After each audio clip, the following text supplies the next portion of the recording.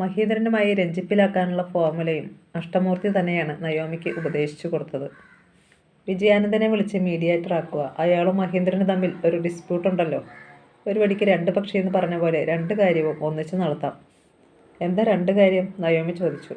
ഒന്ന്, വിജയാനന്ദ് മഹീന്ദ്രന് വേണ്ടി ഒരു ഉദവി ചെയ്യുന്ന മാതിരി തോന്നിപ്പിക്കാൻ സാധിക്കും. എന്താങ്കിലും ഉദവി എന്നൊക്കെ ചൊല്ലണത്? നയോമി കളിയാക്കി. ഒരു പരോപകാരം. അതായത് ജയിലിൽ കിടക്കുന്ന മഹീന്ദ്രനെ മോചിപ്പിക്കാൻ വേണ്ടി നല്ലവനായ വിജയാനന്ദ് മുൻകൈയെടുത്ത് മഹീന്ദ്രനുമായി സംസാരിക്കുന്നു. വിജയാനന്ദിന് നയോമിയിലുള്ള സ്വാധീനം ഉപയോഗിച്ച് നയോമിയെ കേസിൽ നിന്ന് പിന്തിരിപ്പിക്കാം എന്ന് വാഗ്ദാനം ചെയ്യുന്നു. മാത്രമല്ല നയോമിയെ മഹീന്ദ്രൻ്റെ സിനിമയുടെ ബാക്കി ഭാഗം അഭിനയിപ്പിക്കുകയും ചെയ്യും. പകരം ഒന്നേ വിജയാനന്ദ് ആവശ്യപ്പെടുകയുള്ളൂ. മെഗാ സീരിയലിൻ്റെ മ്യൂസിക് ചെയ്യാമെന്നേറ്റ് അഡ്വാൻസ് വാങ്ങി കീശയിലിട്ട ശേഷം സൂത്രത്തിൽ പിന്മാറിയ മ്യൂസിക് ഡയറക്ടറെ കൊണ്ട് തന്നെ സീരിയലിൻ്റെ ബാക്കി ചെയ്യാൻ സമ്മതിപ്പിക്കണം. വിജയാനന്ദിൻ്റെ ഒത്തുതീർപ്പ് ശ്രമം ജെനുവിനാണെന്ന് തോന്നിപ്പിക്കാൻ വേണ്ടിയാ അങ്ങനൊരു ഡിമാൻഡ്. അത് വിജയാനന്ദ് സാറിനെ കൊണ്ട് സാധിക്കുന്ന കാര്യമാണ്. നയോമി സമ്മതിച്ചു. എന്നാൽ അതാദ്യം നടക്കട്ടെ. നയോമി വിജയാനന്ദനെ വിളിച്ച് സംസാരിക്കേ. ചർച്ച ഫലപ്രദമാണെങ്കിൽ മഹീന്ദ്രൻ്റെ ആളുകൾ നയോമിയോട് സന്ധി സംഭാഷണത്തിന് വരും. അപ്പോൾ അകന്നു നിൽക്കരുത് നയോമി. അവരോട് ചേരാൻ ആഗ്രഹിക്കുന്നതായി ഭാവിക്കണം. ബാക്കി ക്ലൂ ഒക്കെ അവർ തന്നോളും. ആ അവസരം അവർ മിസ്യൂസ് ചെയ്യുമോയെന്ന് എൻ്റെ ഭയം, നയോമി പറഞ്ഞു. ഞങ്ങളുണ്ട് നയോമിയുടെ കൂടെ. നയോമിയുടെ പ്രൊട്ടക്ഷൻ ഞങ്ങൾ ഏറ്റെടുക്കുകയാണ്. ഡോൺ ഡി ഉറപ്പു നൽകി. അങ്ങനെ ഒരു ധാരണയിലെത്തി. നയോമി തൻ്റെ പഴയ ചങ്ങാതിമാരിൽ നിന്ന് എന്തൊക്കെ വിവരങ്ങളാണ് ശേഖരിക്കേണ്ടതെന്ന് ജിംസണും അഷ്ടമൂർത്തിയും കൂടി ഒരു പട്ടിക തയ്യാറാക്കി. അത് നയോമിയെ ബോധ്യപ്പെടുത്തി. നയോമി അവിടെ വച്ച് തന്നെ വിജയാനന്ദനെ ഫോണിൽ വിളിച്ച് താൻ മഹീന്ദ്രനുമായി കേസ് രാജിയാകാൻ സന്നദ്ധയാണെന്ന് അറിയിച്ചു. അതിന് ചില ഉപാധികളും മുന്നോട്ട് വച്ചു. ഒന്ന്, വൈരാഗ്യബുദ്ധിയോടുകൂടി തന്നോട് പെരുമാറാതിരിക്കുക. 2, സിനിമയിലെ ബാക്കി ഭാഗങ്ങൾ അഭിനയിക്കാനെത്തുമ്പോൾ ഒരു ഹീറോയിന് കൊടുക്കുന്ന പരിഗണനയും അർഹമായ സൗകര്യങ്ങളും നൽകുക. 3, വിജയാനന്ദനോടുള്ള വ്യക്തിവിരോധം അവസാനിപ്പിച്ച് അദ്ദേഹത്തെ ഉപദ്രവിക്കാൻ വേണ്ടി മനഃപൂർവ്വം ഏർപ്പെടുത്തിയ ഉപരോധങ്ങൾ പിൻവലിച്ച് വേണ്ട സൗകര്യങ്ങൾ ഏർപ്പാടാക്കി കൊടുക്കുക. 3ാമത്തെ ഉപാധി വേണ്ടെന്ന് വയ്ക്കാൻ തയ്യാറാണെന്ന് വിജയാനന്ദ് വെളിപ്പെടുത്തി. അപ്പോൾ നയോമി കർശനമായി പറഞ്ഞു. സാറിനെ വല്ലാതെ ഉപദ്രവിച്ചരാ അവർ. എന്നെ തട്ടിക്കൊണ്ടുപോയ കേസിൽ സാർ നിരപരാധിയാണെന്ന് ശരിക്കും അറിയാമായിരുന്നിട്ടും അവർ കേസ് അന്വേഷിച്ച പോലീസിനെ തെറ്റിദ്ധരിപ്പിക്കാൻ വേണ്ടി സാറിനെതിരായിട്ടാണ് മൊഴി കൊടുത്തത്. അതുകൊണ്ട് കൂടിയാണ് സാറിനെ പോലീസ് അറസ്റ്റ് ചെയ്തതും ജാമ്യം പോലും കിട്ടാതെ സാറിന് ജയിലിൽ കിടക്കേണ്ടി വന്നതും. സാർ അതൊക്കെ മറന്നോ? മറന്നിട്ടല്ല നയോമി.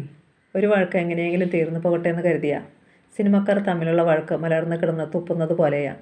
ഞാനീ പറഞ്ഞ വ്യവസ്ഥകൾ സമ്മതമാണെങ്കിൽ മഹേന്ദ്രൻ സാറിനും മാർട്ടിനും ലാലപ്പനും എതിരായ കേസ് പിൻവലിക്കാമെന്ന് വിജയാനന്ദ് സാർ അവരോട് പറയും. നയോമി സംഭാഷണം അവസാനിപ്പിച്ചു. അനന്തരം നയോമി ഡോൺ ഡി മാളിയേക്കലിനോടും ജിംസനോടും യാത്ര പറഞ്ഞു പിരിഞ്ഞു. അഷ്ടമൂർത്തി നയോമിയെ ഹോസ്പിറ്റലിലേക്ക് കൂട്ടിക്കൊണ്ടുപോയി. അവിടെ രാമചന്ദ്രൻ നായർക്ക് കൂട്ടായി ഉദയഭാനു ഉണ്ടായിരുന്നു. കൃഷ്ണമ്മ മറ്റേതോ ബെഡിനരികെ പോയി അവിടെ ബൈസ്റ്റാൻഡറായി നിൽക്കുന്ന സ്ത്രീയുമായി സംസാരിക്കുകയാണ്. നയോമി വന്നപ്പോൾ കൃഷ്ണമ്മ വേഗം ബെഡിനടുത്തേക്ക് വന്നു. 4 ബെഡുകൾ മാത്രമുള്ള സ്പെഷ്യൽ വാർഡായിരുന്നു അത്. നയോമി ചെന്നപ്പോൾ അടുത്ത ബെഡുകളിൽ ഉണ്ടായിരുന്നവർ താല്പര്യത്തോടെ അവളെ നോക്കി. തൻ്റെ കൊച്ചുമകൾ സിനിമാ സീരിയൽ നടിയാണെന്ന് കൃഷ്ണമ്മ വിളംബരം ചെയ്തിട്ടുണ്ടെന്ന് നയോമിക്ക് മനസ്സിലായി. അവൾ രാമചന്ദ്രൻ നായർക്കരികെ ചെന്ന് സംസാരിച്ചു. എങ്ങനെയുണ്ട് മുത്തച്ഛ? നയോമി അയാളുടെ ശുഷ്കിച്ച വിരലുകളിൽ തെരിപ്പിടിച്ചുകൊണ്ട് ചോദിച്ചു. വളരെയധികം പറയാൻ തിങ്ങി വിങ്ങിയിട്ട് ഒന്നും പറയാൻ കഴിയാതെ വൃദ്ധൻ്റെ ചുണ്ടും കവിളും വിറകൊണ്ടു. കൺകുഴികളിൽ ഓരോ വലിയ നീർപ്പോളകൾ തിളങ്ങി. അയാൾ അവളുടെ വിരലിൽ മുറുകെ പിടിക്കുകയും അയക്കുകയും വീണ്ടും മുറുകെ പിടിക്കുകയും ചെയ്തു. ശബ്ദമില്ലാതെ അയാൾ എന്തോ പറഞ്ഞു. എന്താ മുത്തച്ഛ? നയോമി അയാളുടെ മുഖത്തേക്ക് ചെവി ചേർത്ത് ചോദിച്ചു. ഞാനൊന്ന് മരിച്ചതാ. എന്നിട്ട് പിന്നെയും ഒരു ജന്മം കൂടെ. രോഗം വന്ന് വല്ലാതാകുമ്പോൾ എല്ലാവരുടെയും അവസ്ഥ അങ്ങനെയൊക്കെ തന്നെയാ മുത്തച്ഛ. വേണ്ട ചികിത്സ തക്ക സമയത്ത് കിട്ടിയാൽ രക്ഷപ്പെടും. ഇവിടെയും അത്രയുമേ സംഭവിച്ചുള്ളൂ. എൻ്റെ മോളെ, നീയില്ലെങ്കിൽ ഞാനിപ്പോൾ ഒരു പിടി വെണ്ണീറാ. വൃദ്ധൻ്റെ തൊണ്ടയിടറി. എൻ്റെ മിടുക്കല്ല. എന്നെ ഞാൻ അറിഞ്ഞും അറിയാതെയും സഹായിച്ചവർക്കും ഡോക്ടർക്കും ഒക്കെ അതിൽ പങ്കുണ്ട്. ഞാൻ പറയാതെ തന്നെ മുത്തച്ഛനെ ചികിത്സിക്കാൻ വേണ്ട എല്ലാ സഹായവും ചെയ്തു തന്നത് ദാ ഈ നിൽക്കുന്ന വക്കീൽ സാറാണ്. നയോമി അഷ്ടമൂർത്തിയെ ചൂണ്ടിക്കാട്ടിക്കൊണ്ട് പറഞ്ഞു. വൃദ്ധൻ നിറഞ്ഞ കണ്ണുകളിൽ കനിവോടെ നന്ദിയോടെ അഷ്ടമൂർത്തിയെ നോക്കി എന്തോ പറഞ്ഞു. അതിനും ശബ്ദമുണ്ടായില്ല. ഇവിടെ ഇങ്ങനെ കിടന്നാൽ മതിയോ? വീട്ടിൽ പോകണ്ടേ? നയോമി ചോദിച്ചു. വൃദ്ധൻ മെല്ലെ തലയാട്ടി. ഞാൻ ഡോക്ടറോട് സംസാരിച്ചു. ഉദയഭാനു നയോമിയോട് പറഞ്ഞു. 4-5 ദിവസം കൂടി കഴിഞ്ഞിട്ട് പറയാമെന്നാണ് ഡോക്ടർ പറഞ്ഞത്. എന്നത്തേക്ക് ഡിസ്ചാർജ് ചെയ്യാമെന്ന്. നമുക്ക് ധൃതിയൊന്നുമില്ല. മുത്തച്ഛന് തോന്നണം ഇവിടെ കിടന്നത് മതി, ഇനി വീട്ടിൽ പോകാമെന്ന്. വെറുതെ തോന്നിയാൽ പോരാ. അതിനുള്ള ബലം മനസ്സിനും ശരീരത്തിനും ഉണ്ടാവണം, നയോമി ഓർമ്മിപ്പിച്ചു. സൗദാമിനിയമ്മ ഇങ്ങോട്ട് വരുമോ? കൃഷ്ണമ്മ നയോമിയോട് ചോദിച്ചു. ഇന്ന് വരില്ല. ഉദയനെങ്കിൽ രാത്രി ബൈസ്റ്റാൻഡറായിട്ട് നിൽക്കട്ടെ. മുത്തശ്ശി എൻ്റെ കൂടെ തിരിച്ചു പോന്നോളൂ. ഇവിടെ നിന്നിട്ടും ഉപകാരമൊന്നുമില്ലല്ലോ. ഞാനിവിടെ എന്തു ചെയ്യാനാ മോളെ? കൃഷ്ണമ്മ ആശ്ചര്യപ്പെട്ട് ചോദിച്ചു. അതുകൊണ്ടാ പറഞ്ഞത് എൻ്റെ കൂടെ പോന്നോളാൻ. നയോമി കൃഷ്ണമ്മയെയും കൂട്ടി തിരികെ പോയി. അഷ്ടമൂർത്തി ഇടയ്ക്ക് ഒരു ബേക്കറിക്ക് മുൻപിൽ കാർ നിർത്തി കുറച്ച് പലഹാരങ്ങളും പഴങ്ങളും വാങ്ങിച്ചു. അങ്കിൾ എന്തിനാ ഇതൊക്കെ വാങ്ങുന്നേ? നയോമി ചോദിച്ചു. നിനക്കൊരു മകളുണ്ടെന്ന കാര്യം പലപ്പോഴും നീ ഓർക്കുന്നില്ല. അവൾ കൊച്ചു കുട്ടിയാണെന്നുള്ളതും. ഇവളുടെ സ്വഭാവം പണ്ടേ എങ്ങനെ? ആ കൊച്ചിനോട് സ്നേഹം കുറവാ. അതുകൊണ്ട് അതിന് ഇവളോടുമില്ല സ്നേഹം. അച്ഛനെ മതി അവൾക്ക്. കൃഷ്ണമ്മയുടെ സ്വരത്തിൽ കുറ്റപ്പെടുത്തലിൻ്റെ ധ്വനി അല്പം കൂടുതലായിരുന്നു. നയോമി രാത്രി തിരിച്ചെത്തിയപ്പോൾ അനിൽ ബാബുവിനും സൗദാമിനി അമ്മയ്ക്കും ആശ്വാസമായി. അവളെ ഓർത്ത് ആകുലപ്പെട്ടിരിക്കുകയായിരുന്നു അവർ. ചില നേരങ്ങളിൽ നയോമിയെ അവർക്കും പിടികിട്ടുന്നില്ല. എടുത്തു കാണിക്കാൻ പറ്റുന്ന പിഴവുകളൊന്നും അവളുടെ ഭാഗത്ത് കാണാനില്ല. എന്നാൽ ചില പോരായ്മകളുണ്ട് താനും. പക്ഷേ അതിനെ നിഷ്പ്രഭമാക്കുന്ന ത്യാഗസന്നദ്ധയും സേവന മനോഭാവവും അവൾ കാണിക്കുന്നുണ്ട്. കാണാൻ നൂലിലെ പട്ടം പോലെയാണ് അവൾ. ചരട് കാണാനില്ല, എന്നാൽ അദൃശ്യമായ ഒരു ചരട് വരിക്ക് അനുസൃതമായിട്ടാണ് അവൾ ചരിക്കുന്നത്. നാളെ മഹീന്ദ്രനോ അയാളുടെ സിൽബന്ധികളോ സംഘടനയുടെ ആളുകളോ നയോമിയുമായി സംസാരിക്കാൻ എത്തുമെന്ന് തീർച്ച. പറഞ്ഞതൊക്കെ ഓർമ്മയുണ്ടല്ലോ? തിരിച്ചു പോകാൻ നേരം അഷ്ടമൂർത്തി അവളെ ഓർമ്മപ്പെടുത്തി. എനിക്കറിയാം അങ്കിളെ, ഞാൻ അങ്കിളിനെ വിളിച്ചോളാം, നയോമി പറഞ്ഞു. അഷ്ടമൂർത്തി തിരികെ പോയി. അയാൾ വാങ്ങിക്കൊടുത്ത പാക്കറ്റുകൾ നയോമി മിഞ്ഞുമോൾക്കും സൗദാമിനിയമ്മയ്ക്കും സുജിതയ്ക്കും കാട്ടിക്കൊടുത്തു. രാത്രി നയോമിക്ക് ഒരു കോൾ വന്നു. അപരിചിതമായ കോൾ കണ്ടപ്പോൾ നയോമിക്ക് സംശയം തോന്നി ഫോണെടുത്ത് ആരാണെന്ന് തിരക്കി. ഫാറ്റയിൽ നിന്നാണ്. ഞങ്ങൾ രാവിലെ നയോമിയെ കാണാൻ വന്നിട്ടുണ്ടായിരുന്നു. ഞങ്ങളെന്ന് പറയാതെ ആരാണെന്ന് പറയൂ, നയോമി ചൊടിച്ചു. ഞാൻ ഫാറ്റയുടെ general secretary Chandrachoodan. Sorry sir, കാര്യം പറഞ്ഞോളൂ.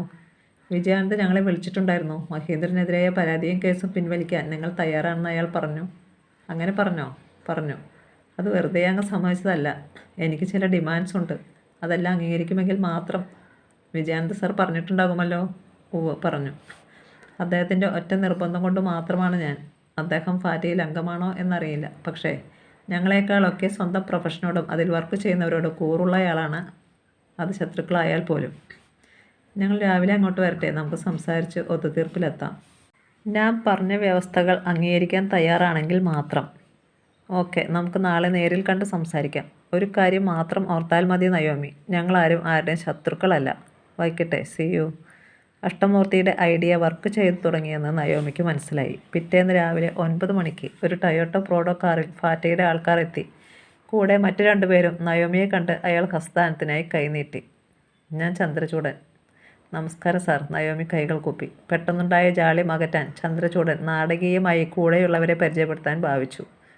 ഇത് മിസ്റ്റർ ജയപാൽ, ദന്തഗോപുരത്തിൻ്റെ പ്രൊഡ്യൂസർ, നയോമി പൂരിപ്പിച്ചു. അടുത്തയാളെയും എനിക്കറിയാം, ഗൗതം ഘോഷ്, എൻ്റെ കാമുകൻ. ഓക്കെ, നമുക്ക് സംസാരിക്കാം. ഇരിക്കും 3 പേരും. അവർക്ക് അവൾ സോഫ കാട്ടിക്കൊടുത്തു. എവിടുന്ന് തുടങ്ങണമെന്ന് ഞങ്ങൾക്കറിയില്ല, ചന്ദ്രചൂഡൻ പറഞ്ഞു. എവിടെ വേണമെങ്കിലും തുടങ്ങാൻ ഞാൻ റെഡി. നയോമി അവർക്ക് അഭിമുഖമായി കസേരയിലിരുന്നു.